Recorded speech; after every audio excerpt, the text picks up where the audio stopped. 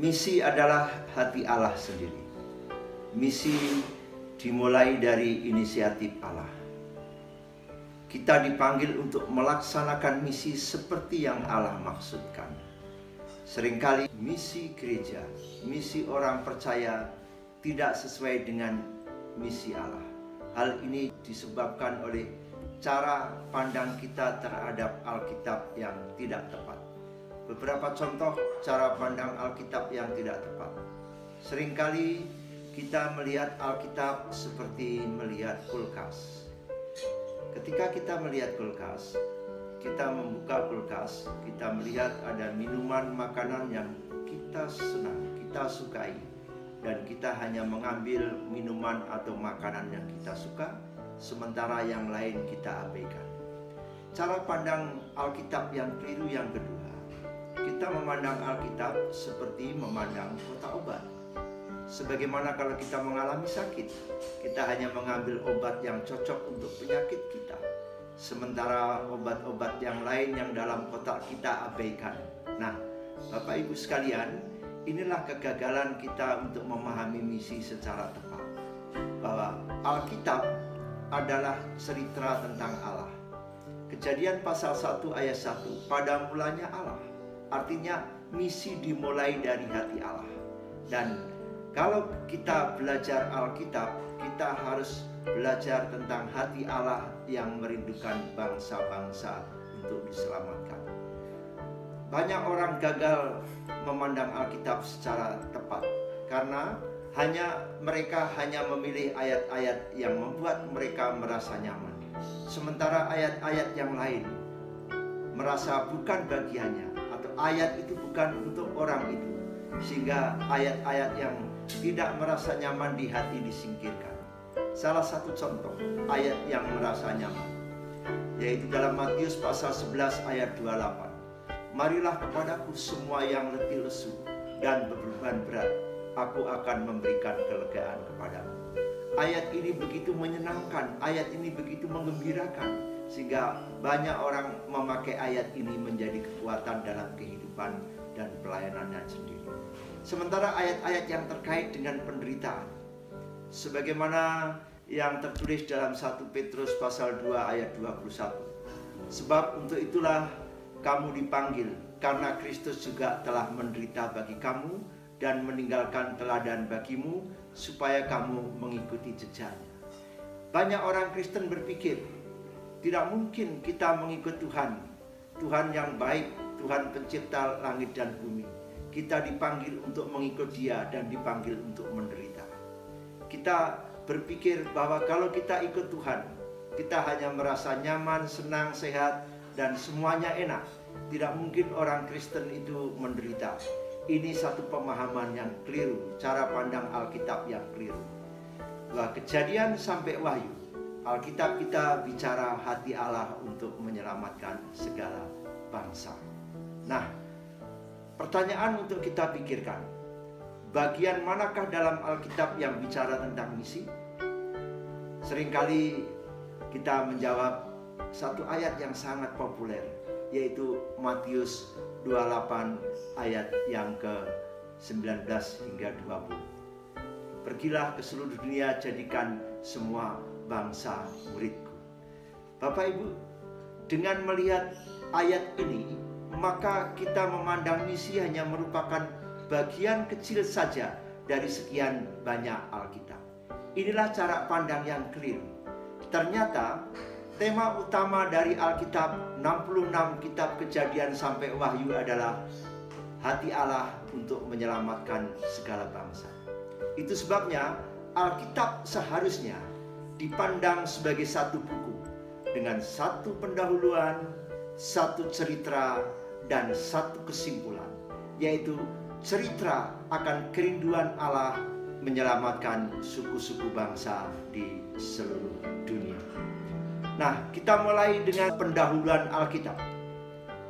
Alkitab kita ada 66 buku, dan Kejadian pasal 1 sampai pasal 11 merupakan pendahuluan dari seluruh kitab. Kita tahu isi Kejadian dari pasal 1 hingga pasal 11, yaitu mulai dengan penciptaan, Taman Eden, manusia jatuh dalam dosa, dan manusia diusir dari Taman Eden pada pasal yang ketiga. Dan pasal-pasal selanjutnya kejahatan manusia semakin banyak, dan melihat kejahatan manusia, Allah menghukum dengan air bah.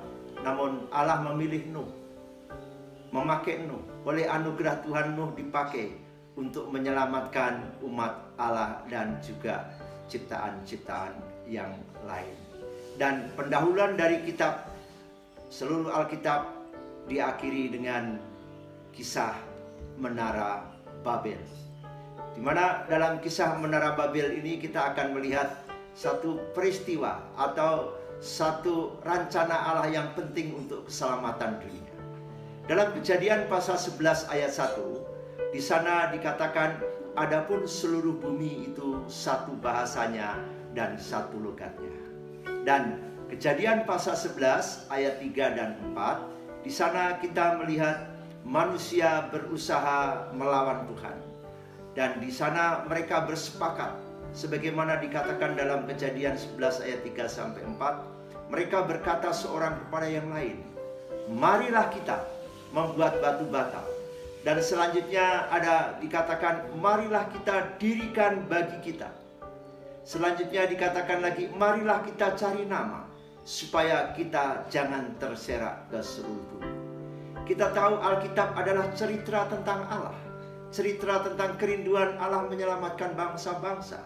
Tapi manusia fokusnya kepada diri sendiri atau pada kelompok manusia sendiri. Ketika manusia mencoba melawan Tuhan dan mereka tidak ingin terserak ke seluruh dunia, ternyata Allah berbuat lain dan Allah menyerahkan manusia ke seluruh dunia. Mereka diserahkan Tuhan dari situ ke seluruh bumi. Dalam Kejadian 11 ayat 8 sampai 9. Satu suku bangsa dipecah-pecahkan menjadi banyak bangsa. Apa tujuan Tuhan? Bahwa strategi Allah membagi-bagi satu suku bangsa menjadi banyak bangsa bukan untuk membinasakan atau menaklukkan, tetapi Allah membagi dan menyelamatkan. Puji Tuhan, itu hal yang luar biasa yang patut kita syukuri. Kejadian 10, dari satu bangsa tadi menjadi 70 kaum di muka bumi, yaitu dari keturunan Sem, Ham, dan Yafet.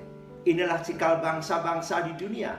Dari satu bangsa diserahkan menjadi 70 kaum di muka bumi, atau 70 suku bangsa di muka bumi. Mari kita lihat rancangan Allah untuk keselamatan manusia. Setelah manusia jatuh dalam dosa, sebelum Babel, strategi Allah sebelum peristiwa Babel, Allah tetap berurusan dengan manusia, sekalipun manusia sudah jatuh dalam dosa. Strategi sebelum Babel, Allah menjangkau umat manusia sebagai kelompok budaya tunggal. Sebagaimana Kejadian 11 ayat 1, manusia satu bahasanya, satu logatnya. Strateginya bahwa Allah menjangkau dunia dengan otoritasnya, dengan kedaulatannya, tanpa memakai manusia. Allah turun tangan dan Allah menjangkau umat manusia pada satu lokasi geografis pada masa itu.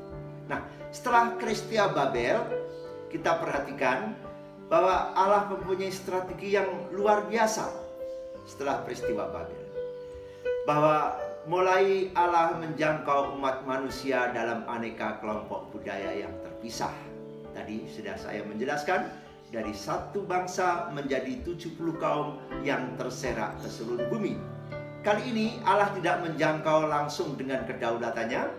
Allah menjangkau dunia, manusia di seluruh dunia, memakai manusia yang terpilih, atau bangsa yang terpilih, atau umat pilihannya. Bangsa yang terpilih yaitu bangsa Israel, umat pilihannya yaitu Abraham. Luar biasa cara Allah ini. Dan Allah menjangkau umat manusia di lokasi geografis yang sudah terpencil, terserak ke seluruh bumi yang diserahkan oleh Tuhan. Inilah kita lihat bagaimana kerinduan Allah menyelamatkan manusia yang dijelaskan dalam Perjanjian Lama. Bagaimana dengan Perjanjian Baru? kita belajar tentang strategi Yesus. Ketika Yesus diutus ke dunia, strategi Allah berlanjut. Yesus mengajarkan dan melakukan strategi yang dibuat Allah sendiri. Dalam Matius pasal 28, Yesus memberi amanat agung. Jadikanlah segala bangsa atau etnik, suku-suku bangsa muridku. Artinya apa? Yesus mengajarkan menjangkau umat manusia dari aneka kelompok budaya yang terpisah. Tidak hanya menjangkau satu kaum, satu suku, satu bangsa, tetapi seluruh dunia. Dan kita lihat strategi Yesus. Yesus memerintahkan, memilih 12 murid untuk pergi, jadikan semua bangsa muridku. Lokasi yang dimana Yesus perintahkan murid-murid pergi, yaitu pergilah ke seluruh dunia. Saudara-saudara, amanat agung yang diamanatkan oleh Tuhan Yesus, ini bukan amanat baru. Dalam perjanjian baru, amanat agung Yesus ingin menegaskan kembali apa yang disampaikan Allah 4000 tahun yang lalu kepada umat Israel. Bahwa olehmu semua kaum di muka bumi akan mendapat berkat. Kita semua sudah diberkati Tuhan untuk menjadi berkat bagi segala bangsa. Amin.